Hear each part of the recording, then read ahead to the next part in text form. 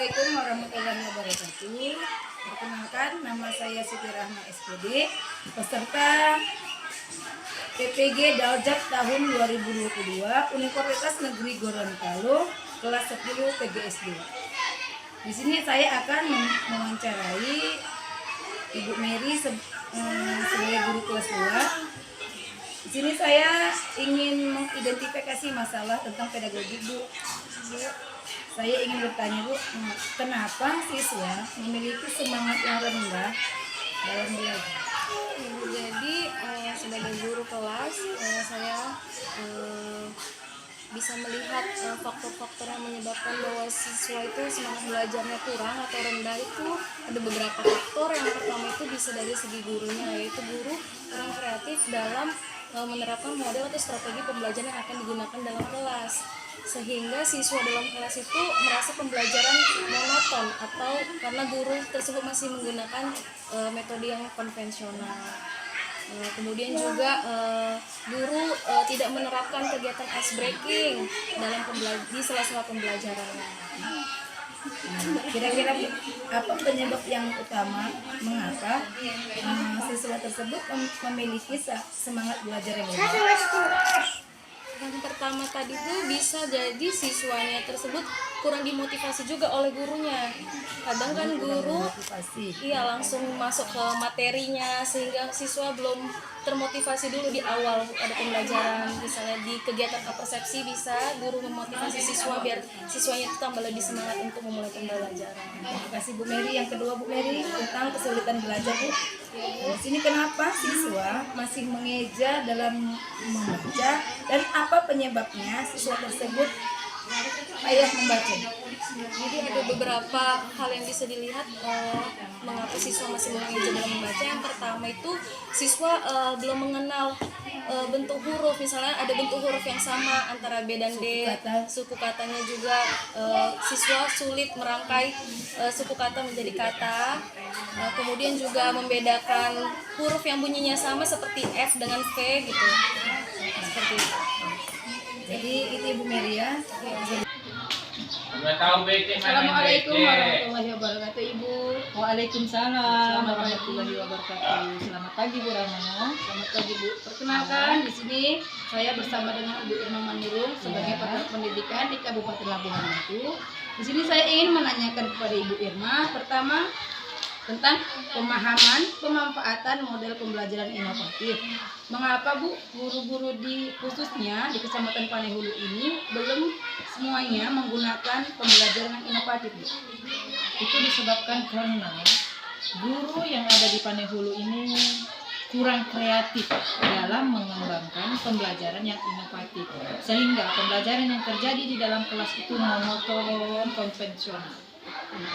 Tadi Bu, yang kedua, Bu, dan apa, Bu, penyebabnya pembelajaran inovatif ini tidak dilaksanakan di sekolah, khususnya guru-gurunya, Bu?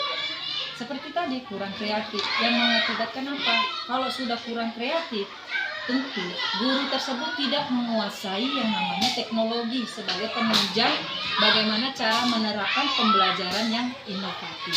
Dan bukan hanya teknologi, seharusnya guru itu bisa memanfaatkan keadaan lingkungan yang ada di sekolah. Jadi pembelajaran itu bukan hanya di dalam kelas yang dilakukan, tapi bisa juga di luar sekolah. Ya, terima kasih, Bu.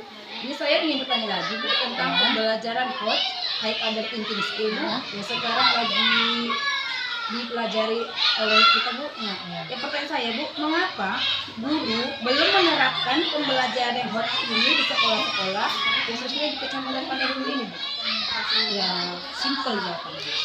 Sebenarnya kurangnya kesadaran diri dalam guru untuk belajar memahami pembelajaran yang hot, strategi yang hot, yang sesuai dengan kebutuhan siswa sekarang ini. Apalagi di zaman sekarang guru harus dituntut sebagai guru yang tidak berhenti untuk belajar. Kira-kira, Bu, apa penyebabnya, Bu, mengapa pelajaran HOT itu tidak dilaksanakan sampai sekarang?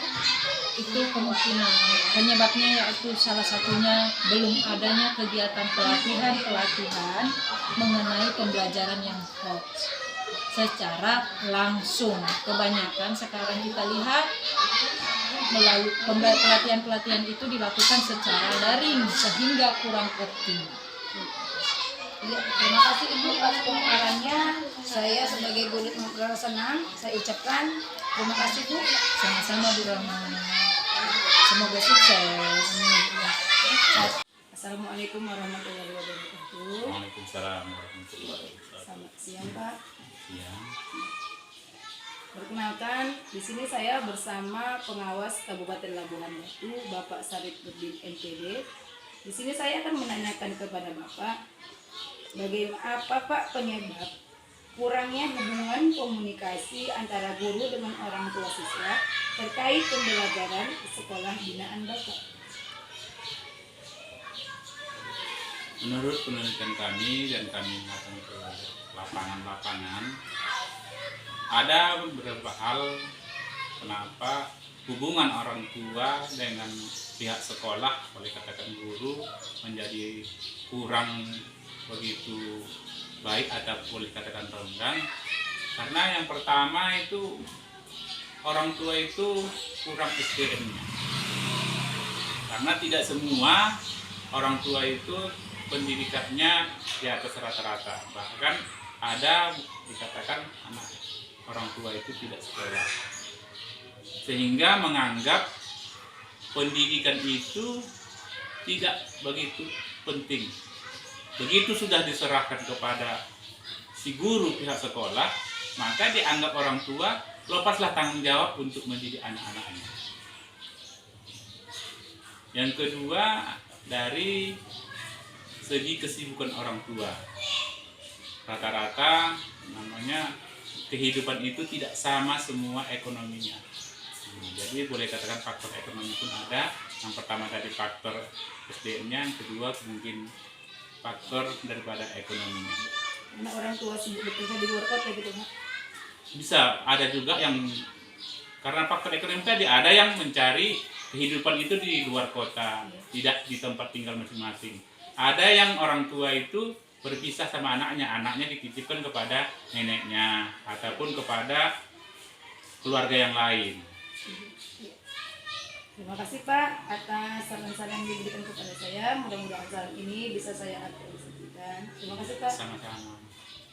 Assalamualaikum warahmatullahi wabarakatuh. Selamat pagi Pak. Baiklah, sekarang saya akan melanjutkan wawancara dengan Bapak Kepala Sekolah saya, yaitu di SDN 12 Padulu bersama Bapak Andi Bapak Andi Nupatani SPD. Begini Pak, ingin saya tanyakan Pak, mengapa kurangnya tersedianya media pembelajaran elektronik di sekolah kita ini Pak? Salah satunya mungkin tidak ada solusi, kemudian juga alokasi dana yang dibutuhkan untuk pembuatan itu juga tidak tersedia, kurang besar. Kemudian itu dijangkau akses kita ke kota sangat jauh. Sangat jauh ya Pak akses internet. Kira-kira berapa kilometer Pak? Kurang lebih 70 km. Ya, jadi akses internet kemari susah ya Pak. Iya.